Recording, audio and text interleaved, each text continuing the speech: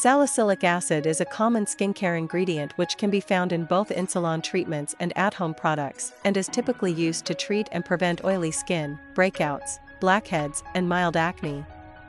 Metasweet is a natural source of salicylic acid.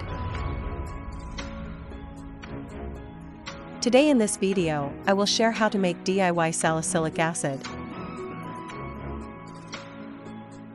At first you will need 1 teaspoon of Metasweet powder. The belief that Metasweet may soothe inflamed skin or acne likely stems from its salicylic acid and tannin content. Salicylic acid is often used on the skin to promote peeling and exfoliation. This may improve acne, sun damage, and brown skin patches known as melasma. Add 2 teaspoons of rose water. It is due to its soothing nature, making it a daily necessity to boost skin health.